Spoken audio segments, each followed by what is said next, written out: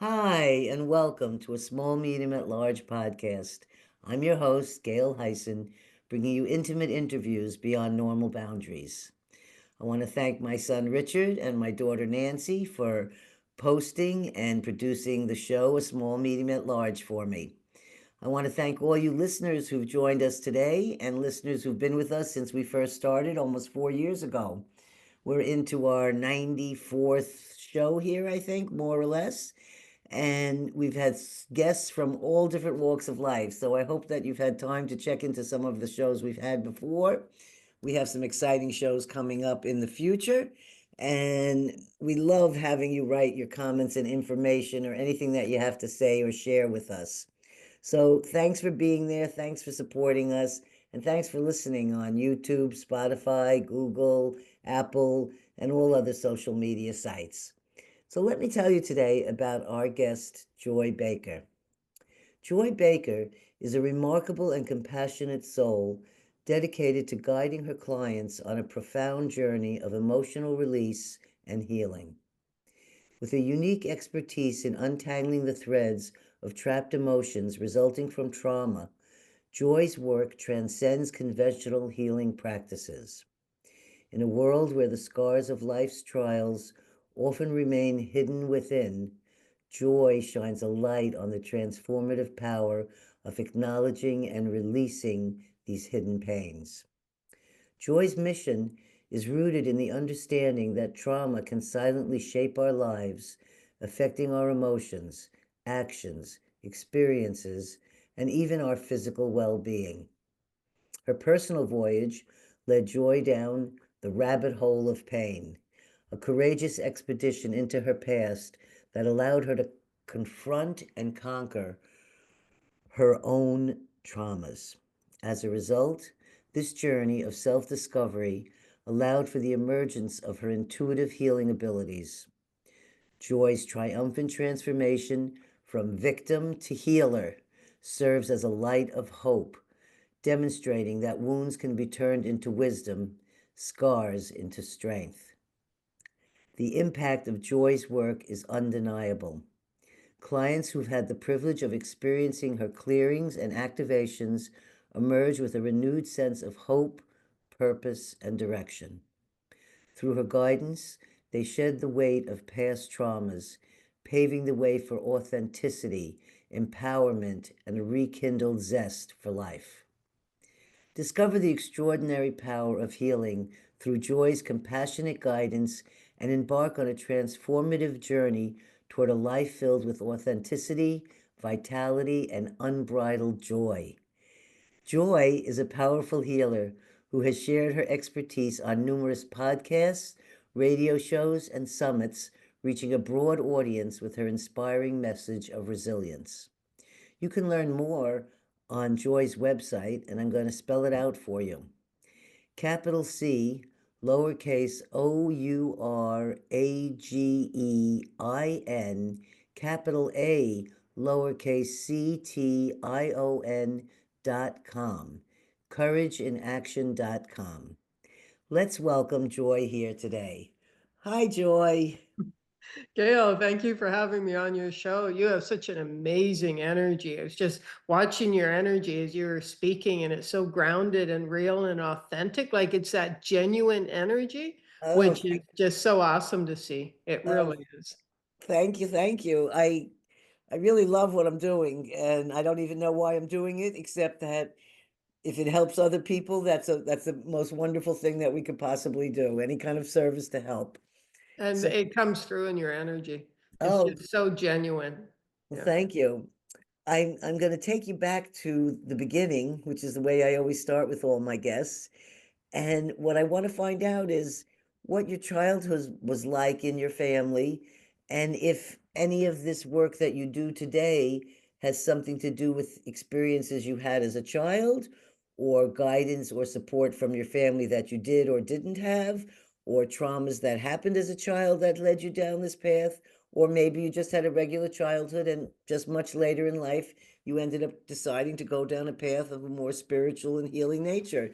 So I just want to go back to the beginning first, and then we'll find out about what we're doing today. Sure, sure.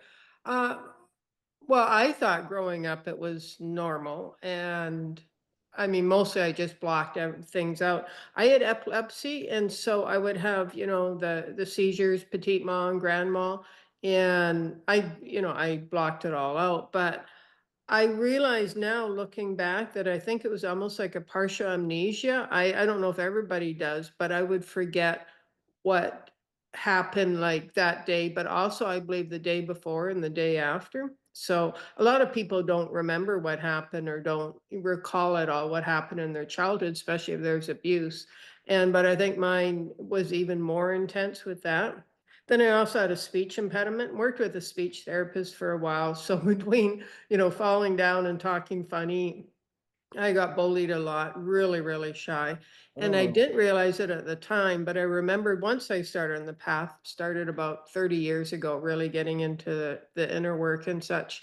But once I was on the path for a few years, I started to remember repressed memories of sexual abuse. I actually went through 8 years of repressed memories, and that happened growing up. So that was going on. I figured it happened for about 10 years.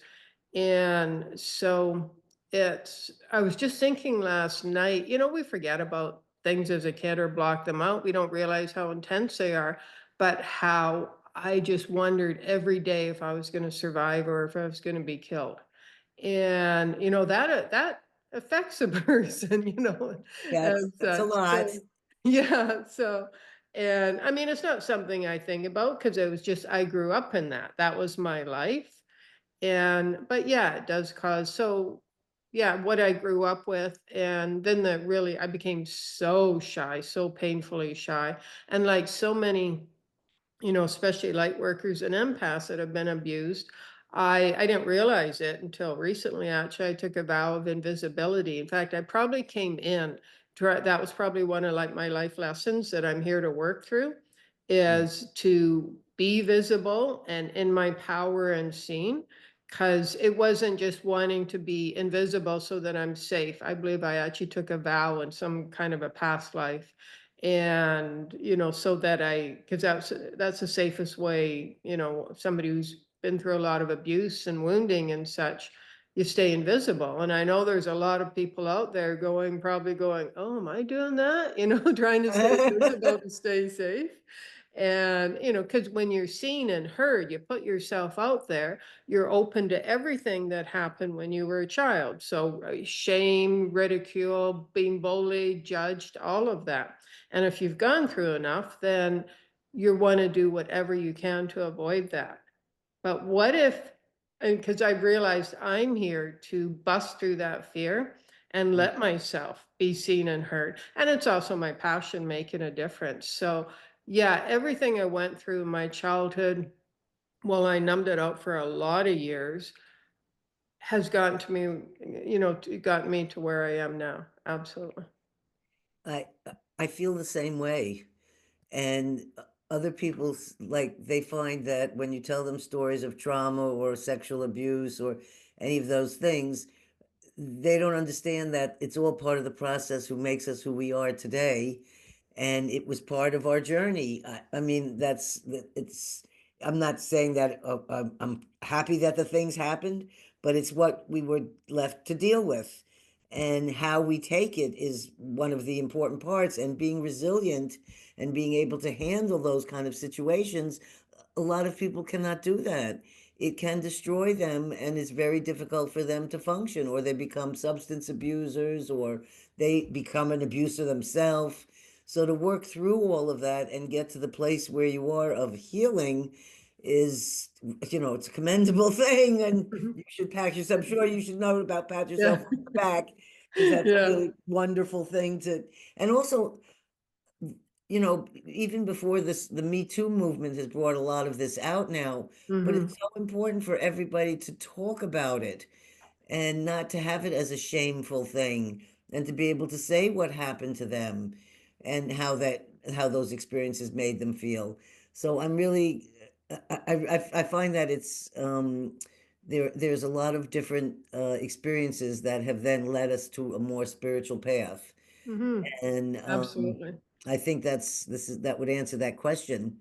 So, my next question before I get into things about generational trauma, which we're going to talk about today, is I was wondering if you could tell us. I was reading about the work you did healing with horses, and I was wondering if you could talk about that because I don't know that a lot of myself, I'll tell my own little horse story later, but I don't know if everyone knows about the kind of work that's going on with horses. Okay.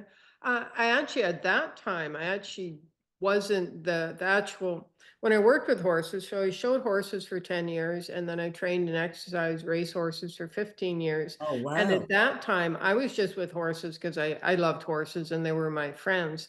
But I realized once I got on the path and I realized how, like, I was good with abused horses or well, yeah, because horses that have been abused by people. And I was just good with them. I wasn't in personal growth and I didn't know what I was doing, but there were other people that couldn't deal with them and I could. And it was just, I can see now how that it was like an innate ability to be good with whether it's a horse or a person or a dog or whatever it is, somebody who's gone through that.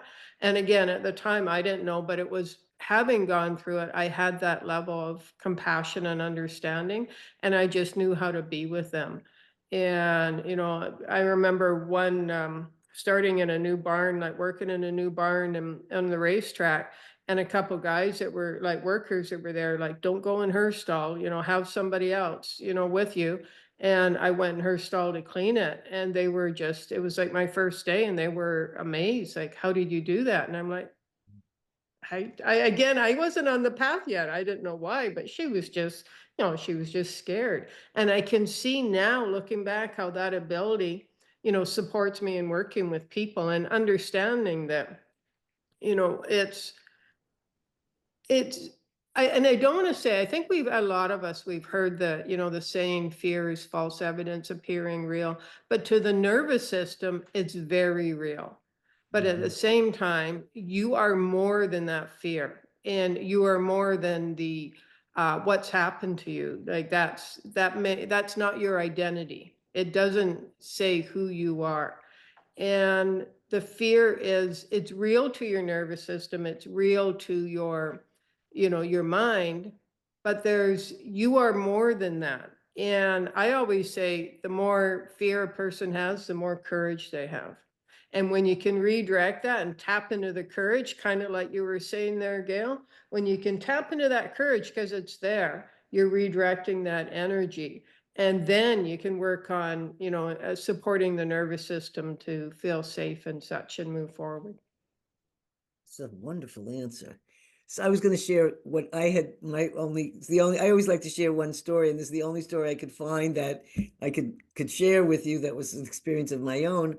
I was in a place called Council Grove, Kansas, and they have a invited only conference. I think it lasted about 50 years or something, a long time, and it was founded by a man named Elmer Green, and they were doing things in consciousness and stuff way back then. And I went to the conference, and all kinds of people come from all over the world to share their different, whether they do didgeridoo or they do healing or but those are the different kinds of things going on there. And this couple had come and they brought horses, and I did not know about horses and healing, and that there are children that are brought out to be with horses, and they get an experience of healing being with the horse, and the horse and them connect. I think the most famous one I know about was that movie about a Mongolian an area where Mongolians live that's they consider the oldest shamans in the world. It's the reindeer shamans. Wow. And I've been across the lake from where these people live, but they have their own language. They're living in Mongolia, but they don't speak the same language. And they live in teepee-like looking homes,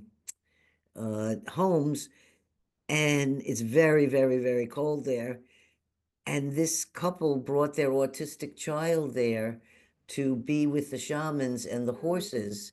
And the child had an incredible healing when he related to the horse. And the child, who had never been able to play with them or talk much, or, he was dealing with autism, it helped heal a certain part of that, that he had a growth, that the parents were able to play with their son for the first time. So the horse and that whole connection did some great, wonderful thing.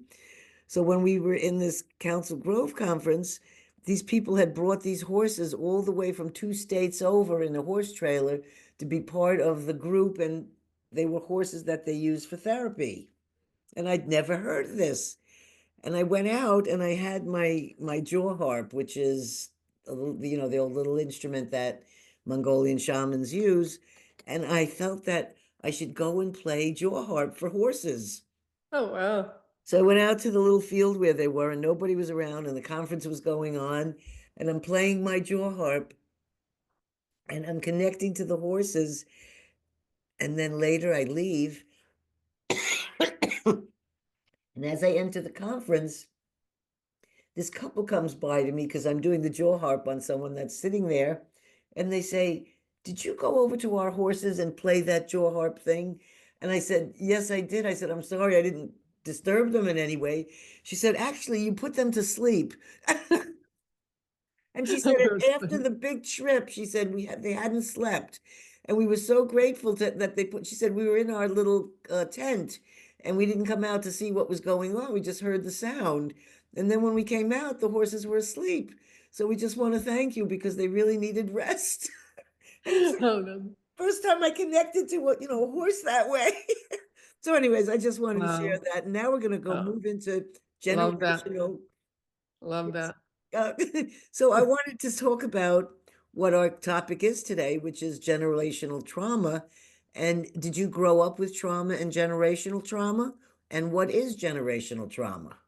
If you can give a description to our listeners. Yeah, generational trauma is it's passed down generation after generation. So we get our conditioning from our parents or whoever primarily raises us. We receive approximately 80% of our conditioning by the time we're 4 years old. And by conditioning, I mean thoughts, beliefs, emotions, patterns, ways of being, behaviors, what we believe about ourselves, about others, about the world, about money, love, health, relationships, all of that. So you're receiving the majority of that by the time you're 4 years old, and Wow. about 80% of that. By the time you're 12, you've received about 95% of your conditioning. So thoughts, beliefs, and such. And now, and you receive that again from your parents or your primary caregivers. And if you grew up with, say, a single parent, you're still going to fill in the blanks from other people that you're around. And you also receive when we're around 6, we start to develop more of an analytical or rational mind.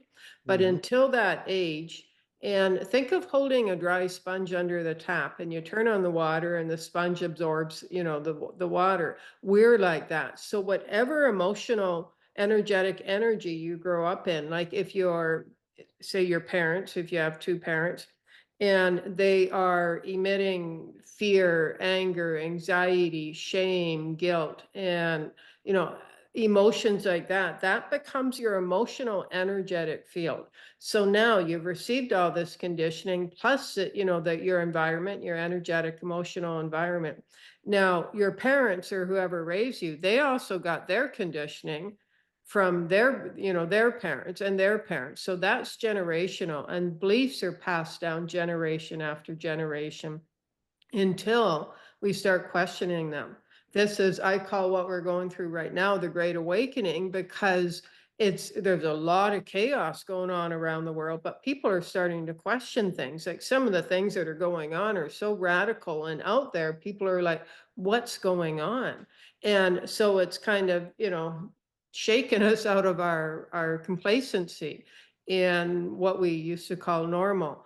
And so Right. those ones, because beliefs are like, I was had one client who uh, she said she used to like to be a good mother. In her culture, you beat your kids. Right. And that was just what a good mother was, until she said she went to a talk one evening and they said, no, you don't beat your kids. And this is why. She said, from then on, I never hit my kids. But she said it was just normal. I didn't know any different. And those are the kinds of beliefs and trauma that's passed down. And And one of the ways too is just what we're going through right now, like I was saying there, is start to question everything. And when you question it, you're like, because we tend to believe something as our truth. I mean, we grow up and we focus. There's a saying: the mind focuses on what it believes to be true, or the mind looks for evidence of that which it believes to be right.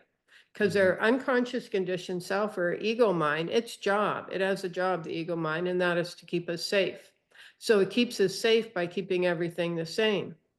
And so it will focus on, your mind will focus on that which it believes to be right or true. And what you focus on, put attention on, you give energy to, and what you give energy to, you get that same energy back. Might not be from the same person, place, event, or experience, but eventually it will come back. So now the same things keep happening to you, and you're like, well, that always happens to me, or people always treat me that way. But ultimately, look at the beginning. Well, it starts with conditioning, but then what you focus your attention on. And so what happens is we start going to, so we receive our conditioning, plus we're in our emotional and energetic environment growing up. So we start going to, school or kindergarten or something, and we're around our friends, our peers, our teachers. And so the mind starts to focus on what it believes to be true. Because, you're a little kid, you're in a new environment, you're going to focus on what makes you feel comfortable and safe. So now you start having experiences in life, and when we all do this, you give meanings to those experiences, and we do that because it makes us feel safe. Because when we can give a meaning to an experience, it makes sense to us, and once it makes sense, and we feel safe. So now we have experiences, and we keep having those same kinds of experiences. Now we've got a story, and once we've got a story, that creates our identity. Mhm. And so now let's say, like, with, there's a lot of people who've gone through sexual abuse, and they're like, well, that happened to me, so that means I am this. And so you act that way, you have experiences like that, you give it meaning. Well, yeah, I'm not much. This is, people never hear me, they don't respect me, they don't see me, I don't matter, different things like that. That becomes your story and your identity. And now, let's say you're wanting to start a business, ask for a raise at work, find a job, whatever, or travel, whatever it is. And you're saying, oh, but I can't because of this. But it's all a story. That's not your true self. Your true self is, Mhm. you are a light being. You came here to uh, make a difference or live from a place of happiness, whatever it is for you.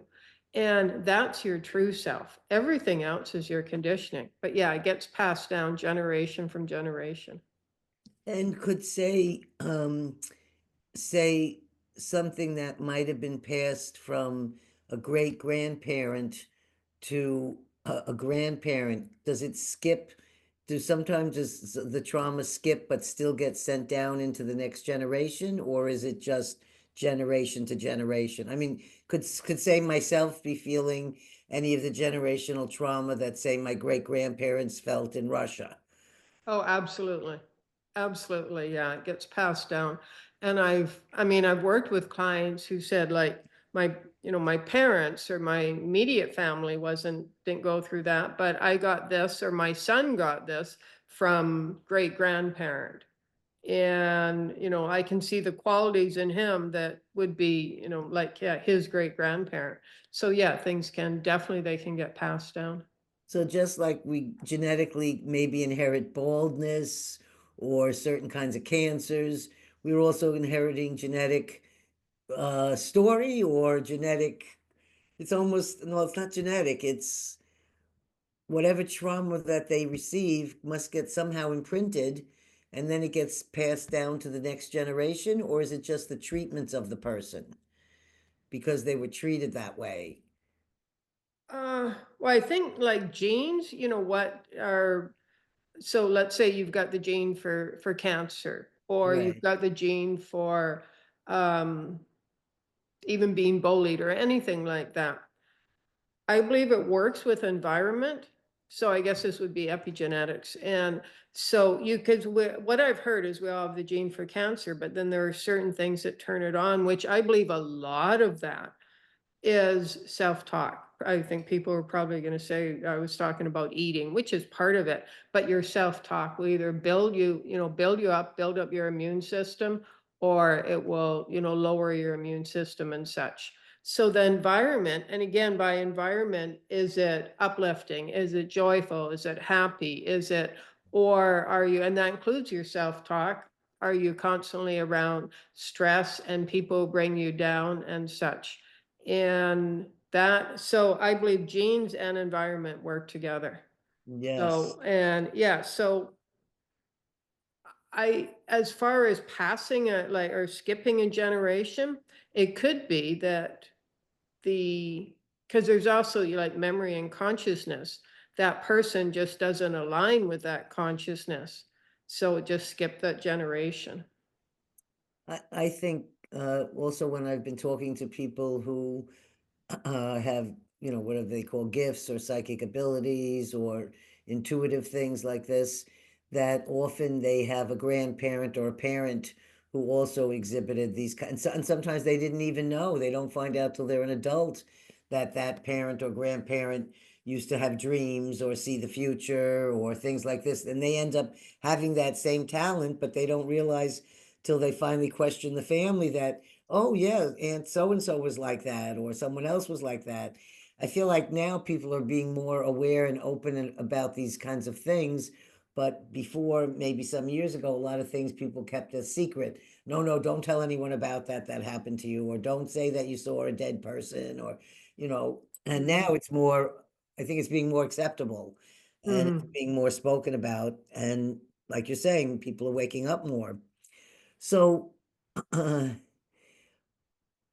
the ancestors that lived before us, are they affecting us now in our current lifetime, or is it just what we've carried through? It's what we've carried through that's affecting us. Is that how? Uh, in my understanding that, so the and people who have passed before us, they're not, it's like they don't have a direct influence over us now. In fact, what we can do though, we can, like, once somebody has left, they can't do their inner work. They're not going to be changing. Mm, But we can do that if we have emotional connection with somebody else, that energetic connection is there. As you do your inner work, you are supporting their ascension. So they don't have to come back and work through that. So like if somebody's upset that, somebody they know or they're close to has passed, you can still support that person by doing your inner work. So anybody who's kind of still stuck in like loss and grief, or uh, just not able to move forward, if there's somebody who has passed that you're close to and you would love to still be able to support them, and mhm. take action and be all you can be, because you're supporting that person who's already passed on. And I actually was working with a client once and was doing something like this, and I felt the person she was close to had been kind of, this is what it feels like to me, like a stuck in between, not really ascended but not on the Mhm. human form any longer. And as she went through this and we cleared out whatever it was at the moment, I felt this person release and ascend, and I'm like, you just helped Oh, your friend there. that, but I'm saying that's wonderful work that you're doing that. Absolutely wonderful, because I think sometimes people get stuck too when I mean, this is my assumption. I don't know if it's a fact, but when they have a traumatic death, where they were young or healthy, or they didn't expect to be dying all of a sudden and they're killed in a car accident or a plane Mhm. crash or something where they're instantly gone. I think sometimes they need a help or assistance to know that what happened to them and that they have to move on. So if there's someone like you to be able to help when they're stuck in that place, it's hard to, you can't hang a shingle out for that exactly, but That's, I just want to share something with you that yes. reminded, this happened probably 30 years ago, maybe 29 years ago. So I just started on the path, read a few books, didn't know about energy at the time. And I was lying in bed one night and I felt this energy come in. And this, to me, it was just something I did. I didn't even know about energy. But this person, now I know, like they were stuck in between. And they started asking me questions. So it turned out like kind of a therapy session. And I said, I forget, everything that I said, but I remember saying that you need to go and say goodbye to your 3 kids and your wife, and, there's your puppy dog there, bringing in some good dog energy. And so I said to this being, the spirit, "You need to go say goodbye to your 3 kids and your wife." So they did that, and they came back and said, "Okay, I'm ready to go now." And they left. And then I remembered it was about a week later or something like that, somebody else came in, and I was tired and in the midst of something, and I was like, "Oh, I don't wanna," I think I helped them, but that was it. So I said to the universe, "Hey, if you want me to help somebody, like, I wanna get paid for it." I wanna do this as a business. It's one thing to help spirits, but yeah. And so, and then is that when you started then putting together your clients and starting a business doing this? No, that was actually September 2015. I made the commitment. I finished my last job. So I had just then left the horses. So it was about 29 years ago. And no, it just happened. I was just like, I think I had a knowing that you can either be scared of the energies or you can, talk to them. And I could feel something and I could have gone into fear, but I'm like, I'll just talk to it.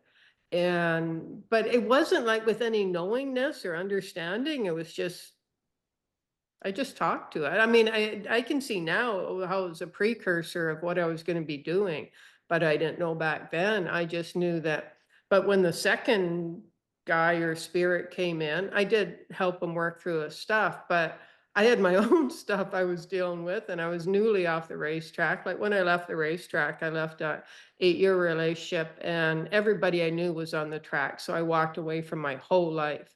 So I was in the midst of that, and I wasn't in a place to be helping other people, especially spirits. So, yeah. Well, this is a very interesting conversation because as we go along, I found things that I learned about myself that was happening when I was in my 20s, and I've only recently figured it out recently. It's like maybe a story you say and you live with it, and you said it, and all of a sudden I said, wait a minute, that's the reason I was able to understand near death because someone had explained it to me as a child. Yeah. Get these things, but they really do sit there and really do help you. So is it possible that issues and traumas that seem to be unwilling to release, no matter what we do, could be connected to our ancestors and any trauma they experienced?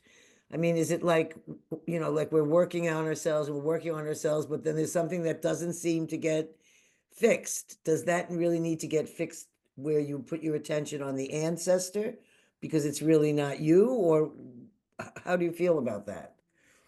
It could definitely be an ancestral issue. Like, it could be, stuck back there. So I would suggest, like, a person, you can just go back to this is what I do. I just ask my guides. Okay. Well, I actually ask Archangel Michael and Raphael.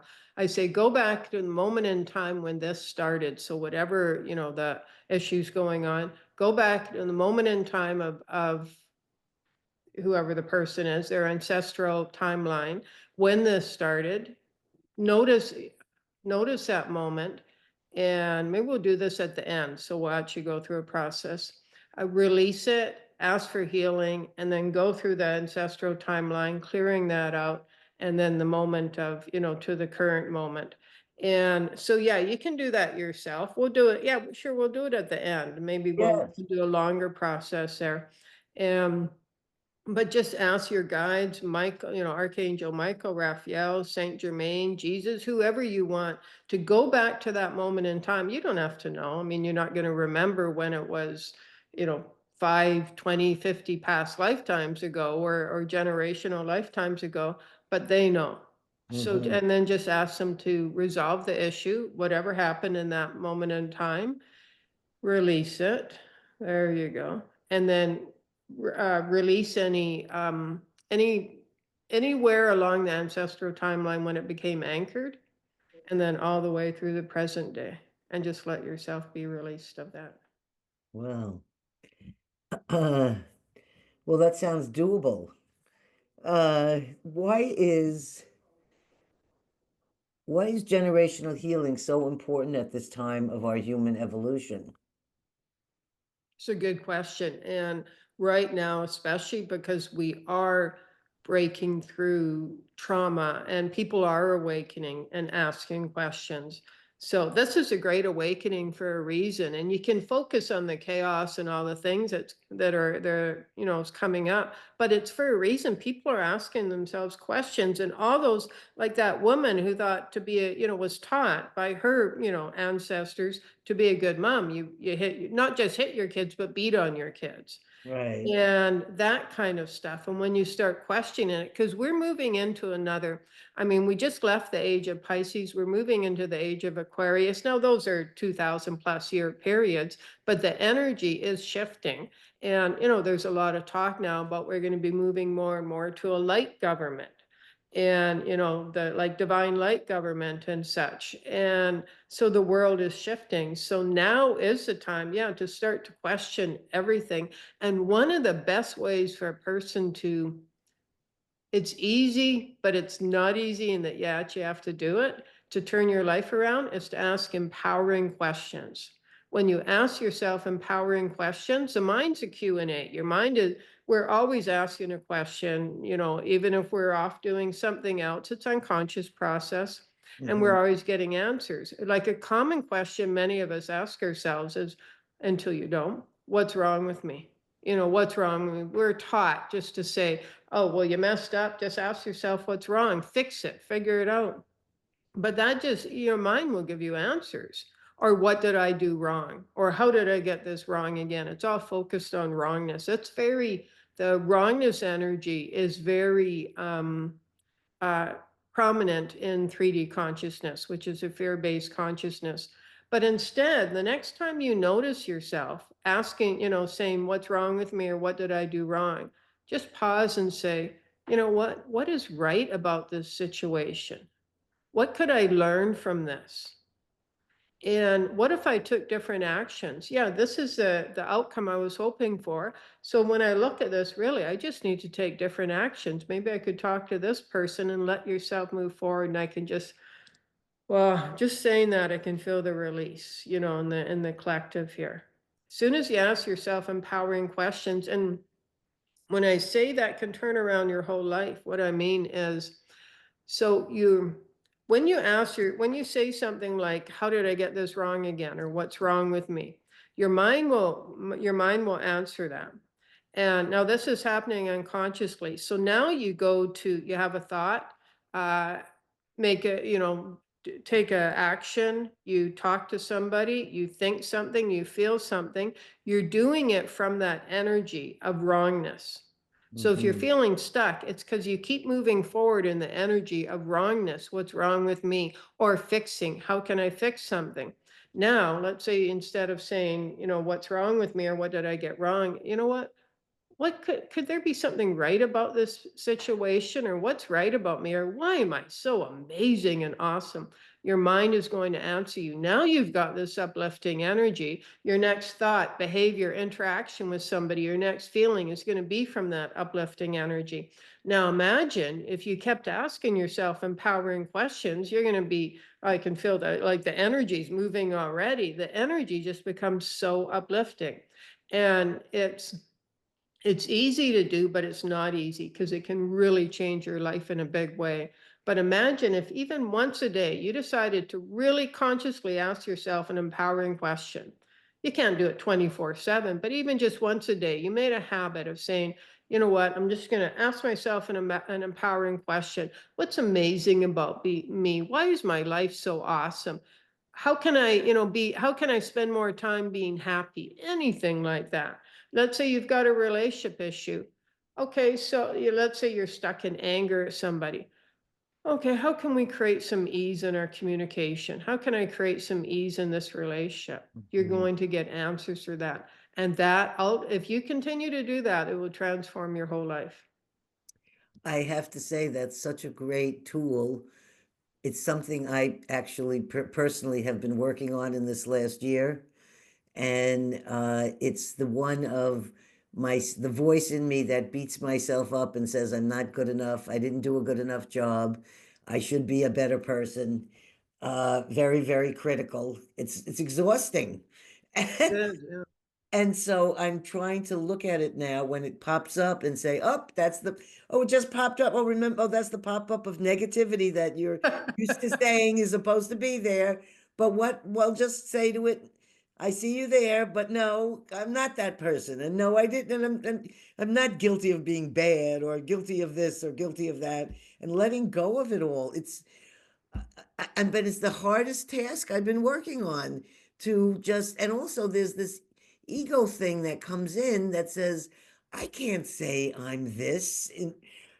I'm not going to say I'm good at this, and I admire those people that have so much confidence that they go out and say, oh, yes, I'm a therapist of whatever, and I help and I do all these wonderful things.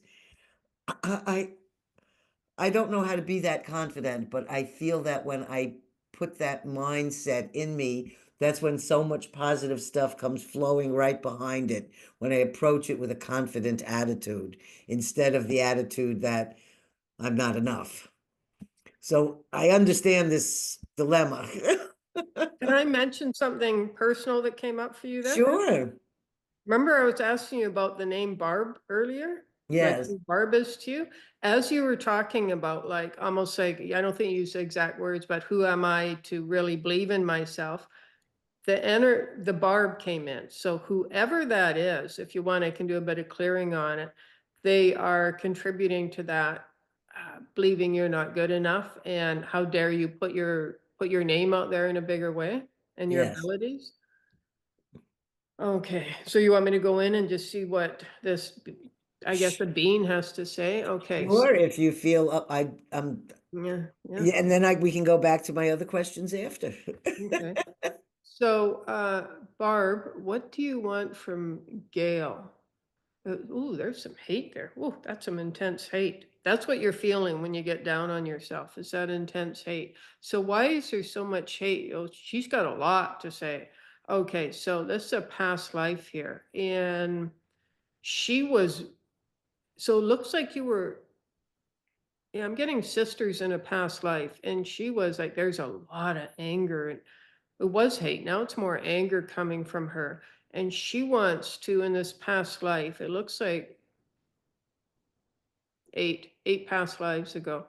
And I said, what's coming in anyways? She wanted to demolish you for some reason, but you were sisters. So she was like the narcissist and you're more like the empath in this past life. And she's wanting to, like, she's really angry. Okay, so Ooh. let's see. So whatever caused Barb to be so angry at you in this past life, we're going to call on Archangel Michael to cut the cords of this anger so that she no longer has the power over you to make you feel not good enough or who am I or hesitate or once you do a show then you're hard on yourself, anything like that. Release this. Okay, so now Barb is, I can feel her energy get quite squirrely. So we're going to call on Saint Germain to simply just bless her and let her be free in the wherever she wants to go, be free in the light. There you go. Okay, so now we're at the past life, and now you are standing there feeling really sad and lonely. So we'll just use your current name as your past life name. So past life, Gail, whatever you needed from your sister Barb to you believe keep you alive and engaged. Let's honor and acknowledge that. There you go. There you go. There's some happiness. There's some release.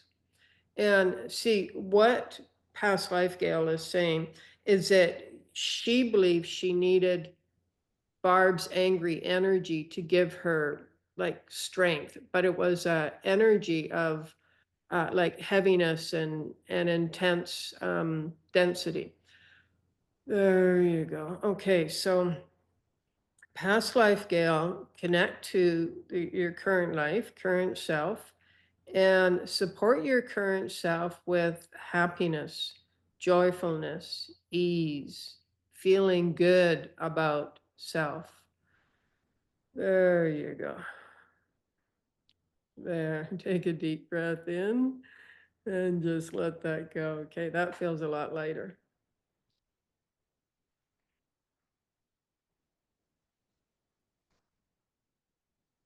I have to give you some quick feedback. Okay. Uh,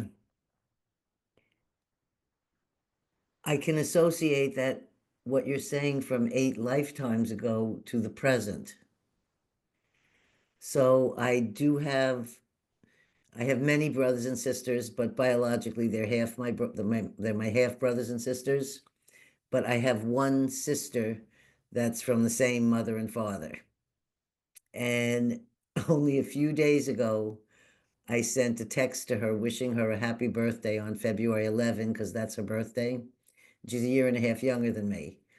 But we have not spoken to each other in about 10 years, because when I told her that she was my sister, she was raised by my great aunt.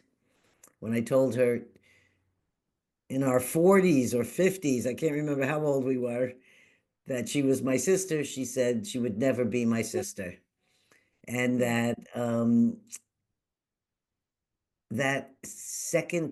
rejection was very painful for me. And I let it go, and I haven't spoken to her in those 10 years. And just a few days ago, I said, I'm going to just send her a birthday wish. Happy birthday. Hope you're well.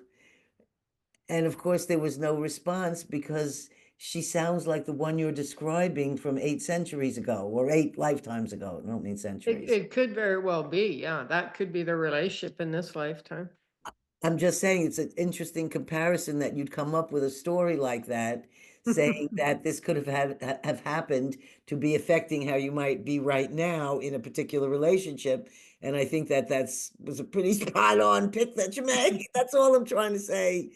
And and I prefer to live harmoniously. And Mhm. I can't help I didn't make us sisters. I'm not the people who had sex, you know what I mean? Right. But this is the fact. And it's one of the few things that I feel so still unhealed with, or unresolved, where all these other different traumas or pains or things in my life with other relationships are all clear and clean. This one still never feels like that. So I don't know, that's why I decided to reach out. And then Mhm. I felt hurt again, of course, because she didn't respond. I Uh, wonder how if it'll change at all. I mean, that was just a brief little, clearing we did there, but I wonder if it'll shift at all. Because it is, even though I've done this for years, when I work on relationships, with my client, and then, so they're telling me what's going on, the relationship and such, it's amazing how things, I call it magic, and I know it's not, but even after all these years, it still feels like magic. I think it is magic. Yeah. Yeah. So I want to thank you for that little bit. And also, it makes me feel very valid that I'm really speaking to someone who really does have these abilities, because there's a lot of people that may steer people in wrong directions that really aren't necessarily developed to be able to deal with this kind of other spirit or other lifetime things. So, um, here's a positive question. Is it possible for me to connect to any gifts that my ancestors might have for me, like happiness, intuition, healing abilities, compassion? I have to say, the one person that I always connect to but never thought of those is my dad could fix anything. And so Mhm. whenever I'm trying to repair something now, or I'm stuck in a situation where something in the car won't shut or whatever it is, then I take a deep breath and say, instead of not figuring it out, ask your dad to come and help you. And every time I do that, I get to a calm place and able to resolve whatever the mechanical issue Wow. is. Wow. So I'm wondering, I think that might be something of what you're talking about, because he's passed on. But I never thought about happiness, intuition, healing abilities. I always just thought, can you help me fix this, dad? Yeah. That's I love that. I love that story. And yeah, absolutely. Just as our beliefs, like, because our beliefs and such are passed down generation to generation, but so are our emotions. And because we've lived such a, fear-based 3D existence, consciousness, usually we focus on fear and guilt and shame and anger, anxiety and such. But if you are wanting to have more happiness in your life, there's different techniques, but definitely one of them is just, and again, you can make it simple. Just ask your guides to go back to an ancestor that just like embodied happiness or joyfulness or abundance. You can go back and retrieve financial abundance and align you with those qualities. And so I'm really embody yourself with that. Absolutely, 100%. So yeah. That's I'm just saying that's I thought I love that idea just to to contact and think of the positive of what the positive things that an ancestor can bring you or someone. Mhm. Do you how is it for you? Like for me, everything is auditory. Like I hear things and the other part is my body will have a gut feeling in my stomach. Mhm. And those are my two methods and dreams.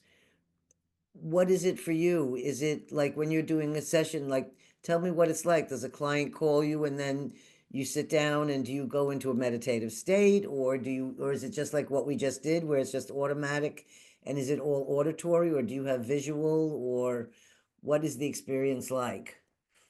Think more than anything, it's a sense, and I hear. Like basically, I know it sounds simple, and there's 30 years inner work, but I get out of my own way and I hear my guides. So, like when I was saying, let's say the past life, and I got it was 8 past lives ago. So trust is a big part of it. Like I just trust what comes in because it's Mhm. coming in from power greater than me. It's got coming from somewhere, and I'll trust whatever. So when I see a vision, it's more of a sense. I don't see like I'm not a clairvoyant where I can actually see it like you do in your five senses.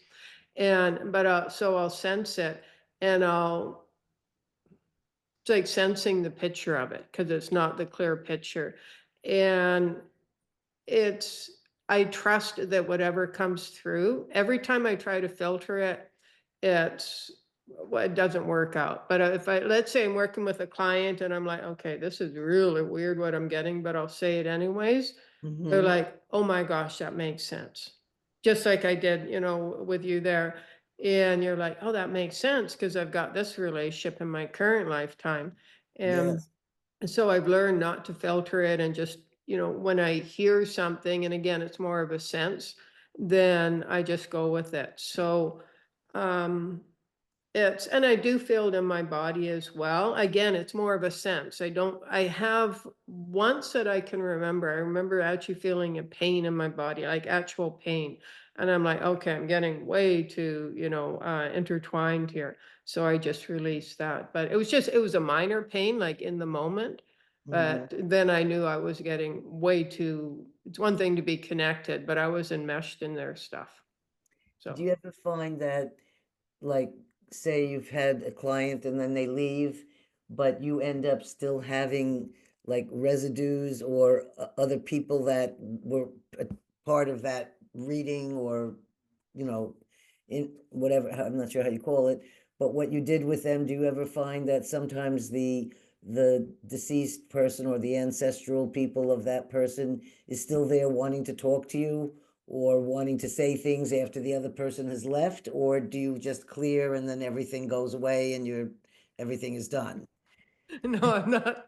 I wish I could just have everything go away. Oh, okay. That's Don't what like yeah.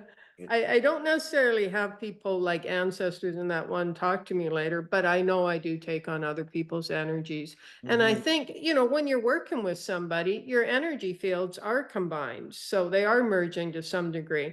So yeah, it's important as a healer, a medium or shaman or however you're working to do some clearing afterwards, whether it's, even if it's a walk in nature or, I use my crystal bowl, something like that or just having some downtime. But somehow, yeah, as a I think all energy workers, they've got to learn to take care of themselves. And there's a limit to how much, emotional and energy work we can do. Because yeah, that is you definitely have to pay attention to that.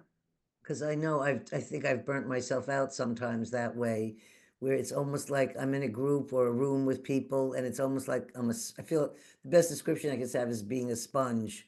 And I feel like a Mhm. sponge, and even though I don't mean to, I'm hearing something coming from this person, or I'm feeling the pain of another person, or something like this. And then when I leave, I'm like exhausted. And it's what you're saying. It's not that I've had a personal direct interaction necessarily with them. It's all the energies that are around, and they're affecting us. And it depends, I guess, how sensitive you are, whether that, you feel the sensitivities of the things that are happening around you, or if you start to become more numb so that you don't pick up all of those energies of other people. It's like, I don't, sometimes you feel like you're like wide open and you have to really protect yourself. You shouldn't be walking around quite like that, wide, like Yeah. quite wide open. Yeah, when I'm in a group, like even an online group, I mostly tend to, unless I'm holding it myself, but like, yeah, I'll hold group Q&A calls where I just reply to questions like clearings and readings and such. And yeah, that's a lot of energy, and to move through and to afterwards to make sure I clear. On the days I do those group calls are over 2 hours, about 2.5 hours, but I don't schedule anything else because I just need the rest of the time to just clear myself off and such. And yeah, you're definitely giving out a lot of energy. At the same time, it works both ways, because yeah, like I've seen how as I've been doing the business and working with people, I've become way more sensitive, like you said. So when you're in a group, and even if it's online, there's a lot of different energies, yet what I can offer my clients and see and witness and support them through is so much greater. So at the same time, yeah, I have to really pay attention to who I'm around and such, but I'm such a greater support for my clients, which is why I'm here. So it's worth it. I I have you had experiences where clients have come to you with certain different um, illnesses in their body or things that they're dealing with that really are attached to something else that might have been a generational trauma or some other thing, and it's really coming out in their body, whether it's a migraine headaches or they have, uh, I don't know, some other different, nerve disorders, or like you said you grew up, you had epilepsy as a child. Are you still dealing with that, or is that something that you grow out of, or? Well, I went off medication for it when I was 16, and I've since said that to people who I found out afterwards were not nurses or even doctors, and they're like, "That's really unusual." So now, once I've started to remember what happened, I believe it was my mind's way of protecting me. That when something would happen, I'd get abused or such. I'd have some kind of a seizure and block it all out. So that's why I say it was like a partial amnesia. So I believe that was my mind taking care of me.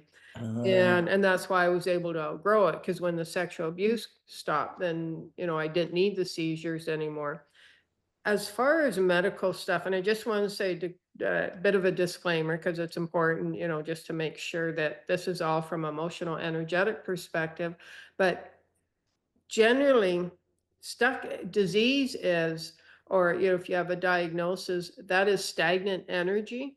And congealed energy or stagnant energy are just stuck, blocked energy. Because if you look, I mean, we've all heard the saying, we are energetic beings. Well, we are. And if that energy is not flowing and it gets stuck, or it's not moving, or it's blocked, and other energy, if it's really blocked, other energy can't get by it, that's going to cause health conditions. It's going to cause, stiff joints and arthritis and such. And so, and energy is emotions or energy in motion. So if you're focused on fear and anxiety, and that's the environment you grew up in, and guilt and shame and anger, and that's the energy, like that's a really, really sluggish energy. And then if you're thinking, hard, or destructive thoughts and being really harsh on yourself, you're slowing down your energy even more. And then that's when people start to get chronic fatigue,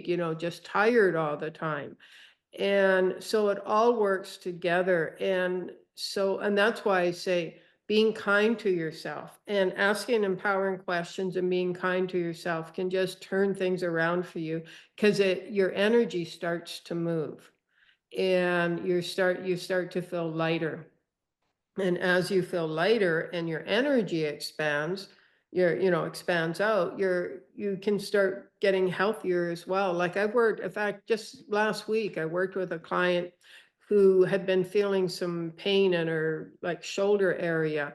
And so we focused on that area and sent it light and love and compassion and understanding. And I'm also big on talking to it, so you can also talk to it. And so we did. I think I did it for her, and we talked to it a little bit and sent it love and compassion at the end. It was just a few minutes. I said, "How are you feeling?" She was like, "The pain's gone." She'd had it for years. And it doesn't mean it won't come back, but when in the moment, like what it does it starts the movement of that energy. And the more you can do that, it's like you're giving yourself and your body, your mind, body permission for energy to move, for you to feel good. Mhm. And so yeah, if you are like, if you're stuck in not liking yourself or hating yourself or being harsh on yourself, or something doesn't go right and you get, oh man, what did I do wrong again or something? Look at that. Yeah, I just felt the energy drop there. Your energy gets really sluggish. And just, I mean, we've all felt, tired and sluggish and that is you don't want to move much. And you're certainly not creative or, productive. Or if you have to do something, you have to push yourself through. Well, that's going to affect your body. It's going to affect your health. So the more you can really be kind to yourself, ask yourself, empowering questions, that will all support your health. I I find when I do my podcasts, when I get off my after I've met all these amazing people like yourself, I feel so filled with so much positive energy and joy when I finish that it's like the rest of the day is always a happy day after that. Oh, Before the that's podcast, I'm like, oh, well, what about my hair? What if I do this or what? La, la, la, la. And then once the podcast just starts going, it has its life of its own, and it's very positive, and all these wonderful things happen, and I feel so good afterwards. So I have to remind myself when I'm going to do this that how much joy I get out of this. I really get a tremendous amount of joy exchanging these stories and learning about other people and the things that have happened to them and how they've had the resilience.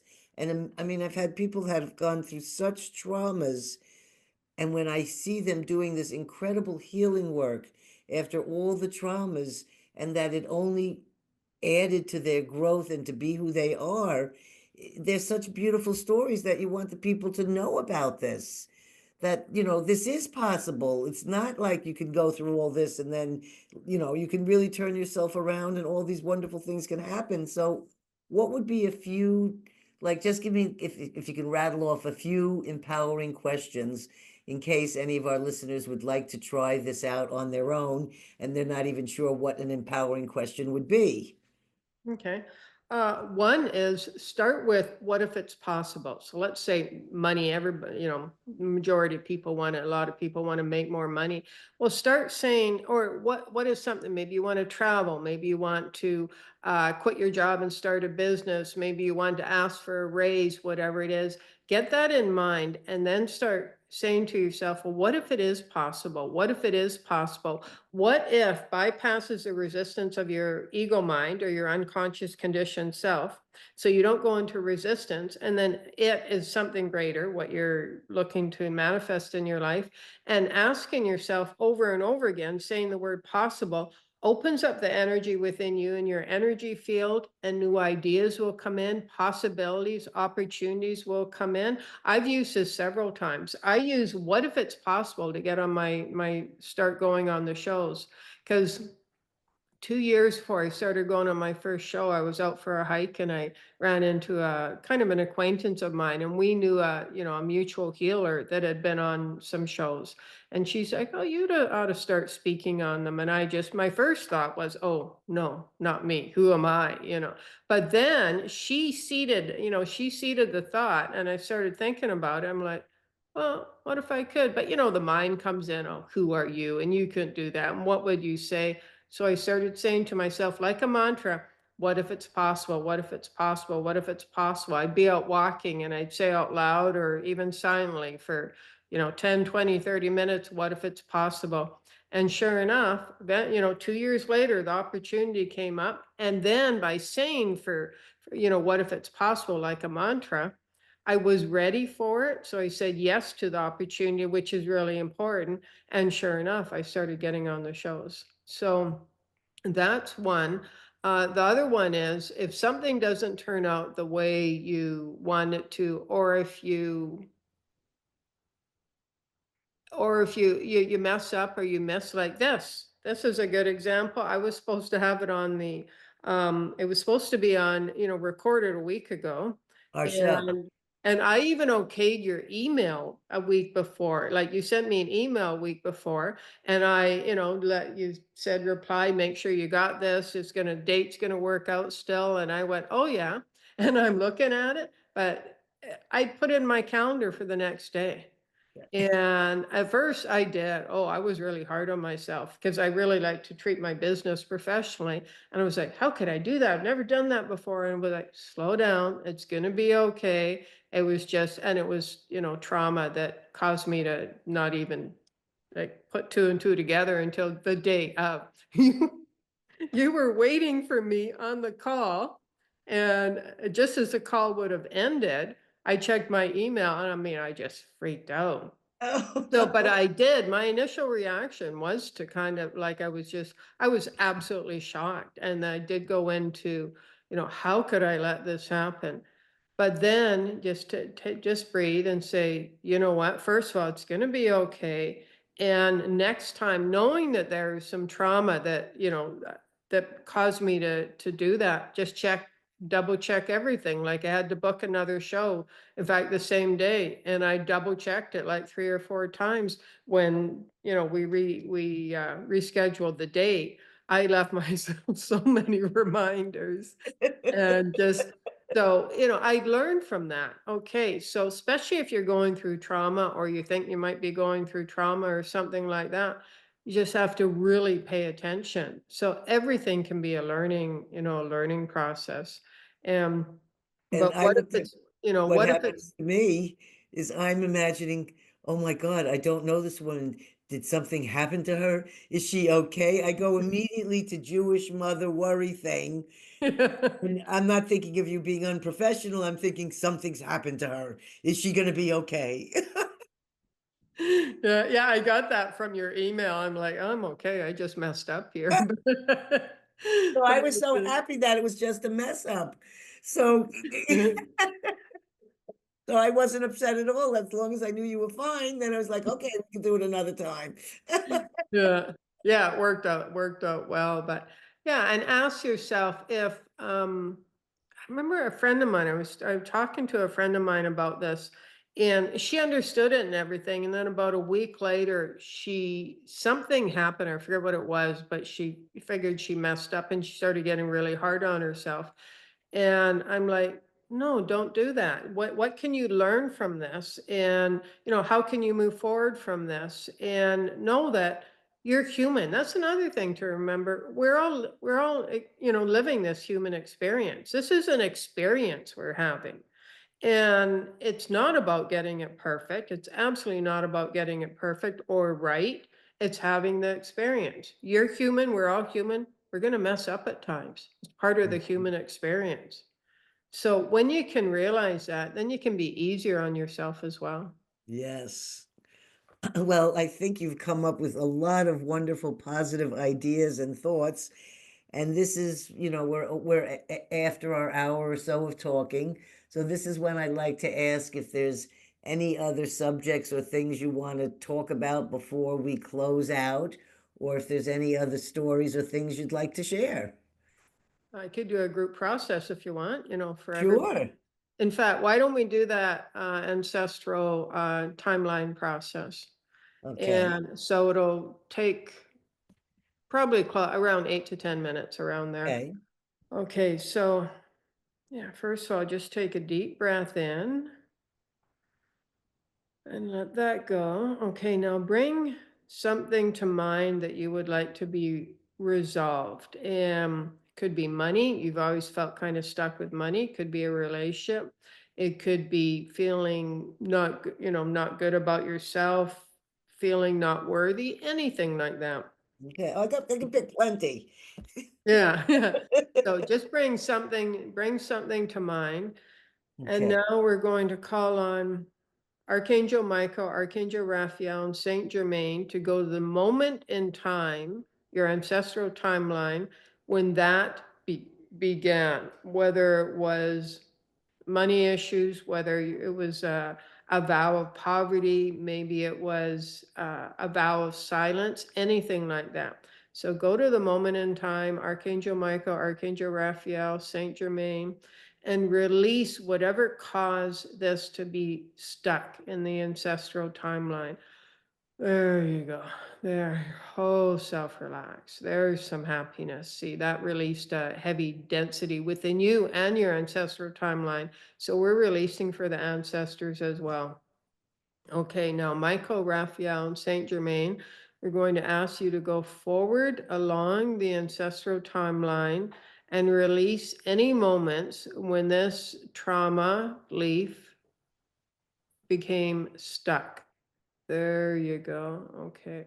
So some anxiety is coming up. So Michael, Raphael, Saint Germain only release at the speed that we are each ready for healing and release. There you go. Your whole self relax. Okay. So now you continue to feel safe. Now releasing along your ancestral timeline at your own speed and pace. There you go. If you still need this issue on some level, then you can hold on to it. It's totally up to you. You're in control. You know what works for you and what doesn't. You're always in control of your own life. There you go. You set the parameters, my friend. Okay, so now we're going to your moment of conception. So all the ways this became embedded in you in the moment of conception and you no longer need it. Let's go ahead and ask Michael, Raphael, and Saint Germain to release that. There you go. Okay, so now let's go to the womb and any ways in which you picked up on the frequencies of this, any ways in which you absorbed the frequencies of this lack, limitation, stuckness. Let's go ahead and release that. There you go. Okay, moment of birth. Any trauma around this, around the moment of birth, any birth trauma, let's go ahead and release that. Remember, you set the parameters, you decide how much you're willing to release. If you need to hold on to any of this, that's okay. There you go. Okay, now let's go through your current present day lifetime. There you go. Release any moments when this trauma, belief, hurt became embedded. Release those. There you go. There's some fun and laughter. There's some happiness to present day. Okay, so let's align with the uplifting energies now. So look at something you're looking for, whether if it's in a financial abundance, if it's healthy, optimum, uplifting conversations and communication, if it's happiness, joyfulness, gratitude, fun, lightness, peace, adventure, and you just bring anything to mind. You can do this as many times as you like.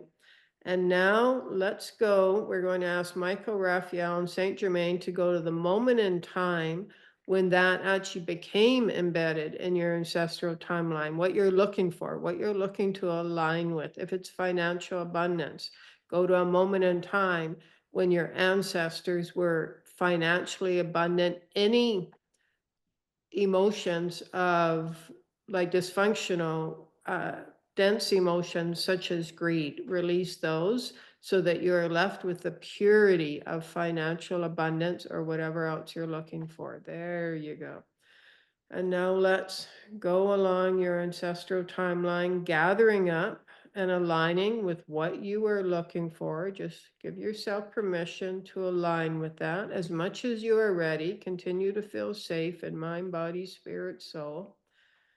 There you go. A moment of conception, aligning with what you are desiring, your heart's desire.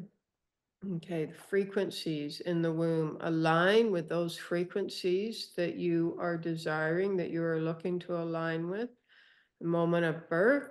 And now let's go along your present timeline and align you with your heart's desires, whatever you are looking to align with. There you go. Happiness, joyfulness, abundance, authentic, empowering, uplifting communication, fun, laughter. If you're looking for a partner, align with that. There you go. There's some lightness. And notice how your entire self is feeling lighter, more expansive, free, uplifted. And now there you go. I just heard your mind go, oh my gosh, it's possible. Absolutely, it's possible. Aligning you with it's possible. It's possible. It's possible. Awakening hope within you.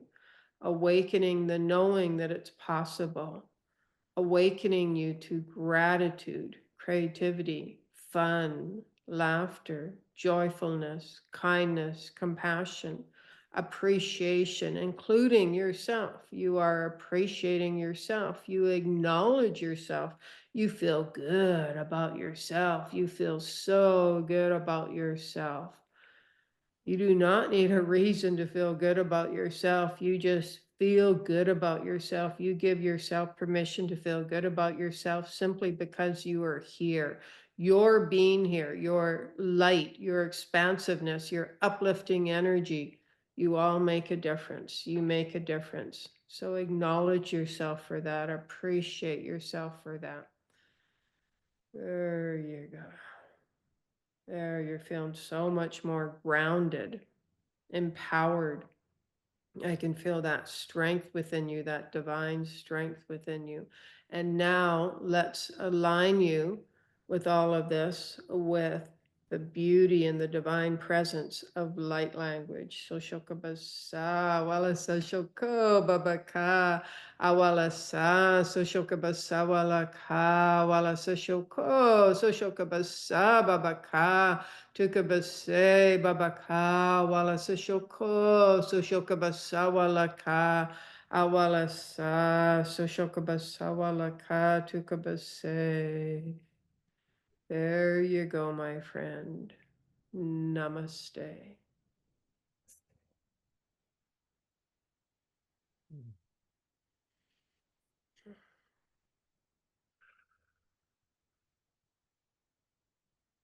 Okay, there you go, Gail. Oh, that was lovely. Oh, your energy feels so relaxed now. I know. It's hard for me to imagine how we close a podcast now. Yeah, when you're in that energy and you're feeling so relaxed and at ease, it's like, oh, I have to go back and use human language now. What was that you were saying just now, those words? Oh, the light language. It's like the sound of the light universe. And everybody will say it a little bit different. And it's just kind of like our languages. Like even if somebody's speaking English, the dialect might be a little bit different. So it sounds a little bit different. Then we've got all these different kinds of languages. So this is the language of the universe. And you heard how I say it. People will say it a little bit differently. I And know but that that's what it is. language. What's that? I know that language, and I've never heard another person say that. Oh, really? And when you were saying it, I wanted to say, wait, I know voila. I know this word. I know this word. It happens for me when I have orgasms. I go into speaking in tongue. Oh, It wow. sounds very much like exactly the words you were saying. And I've never heard Wow. another like comparison where I could feel, and so your description is making like I'm blown Wow. away at the moment because it's a question I've been asking about for a while to try to figure out what is it that's going on when that happens to me. But your description of it being words of light, a language of light, makes so much sense because it's an out of body orgasmic place that is very Hmm. not here. It's not in the body. It's even though it starts from the body, that's not where it's taking me to. Wow. And I'm just, I don't know, but somehow it just thrilled me to hear you say those words. That brought me so much Wow. joy. Uh, That is so Anyway, cool that, yeah, that's cool. We must be from the same star or planet or something like that. I'm just, flabbergasted at the moment. So let's just forget about that part. But I'm just, okay, blown away is my best choice of words. I'd have to bring my husband here to verify and have him listen to you say the words. And I'll have him watch the show and he'll have to hear. Uh, Anyhow, that was a very lovely experience. And I do feel more lighter and happier. I don't know if you can see it in my face because I just look at myself in a small image here on the screen. But I do feel, and I was getting, I have company and my sister's here from New York and we have to go to dinner later and all these other things, but all I'm feeling is like filled with a wonderful joy inside because I'm Wow. with Joy today, Joy Baker. Wow. That's so awesome. So, in closing, is there any other thing you would like to say to our audience? Yeah, just briefly, I just want to mention that what you've gone through and your past doesn't define who you are. You decide who you are. You have value. You matter. You are here for a reason. Let your light, let your full self shine. Let your voice be heard. You're here for your voice, yourself to be heard. And you decide who you are because you have value. You matter. You are important. And say that to yourself. Say to yourself, I matter and I am important. I am enough. I make a difference. I appreciate myself. Appreciate your body because you're amazing. You are amazing. Well, I can't think of more beautiful words to share with our audience. And I hope hundreds and hundreds of people listen to those beautiful words of wisdom. So I want to thank you, Joy, for joining us here today and discussing things about ancestral trauma and then about things about bringing joy back into our life. And I want to thank my audience for joining us, for liking, sharing, subscribing. We love getting your comments, and we love the fact that you stuck with us all these years now. So I want to thank everyone to have a great week ahead and to also remember share your stories because stories can heal. Mhm. Have a great, great week. Bye.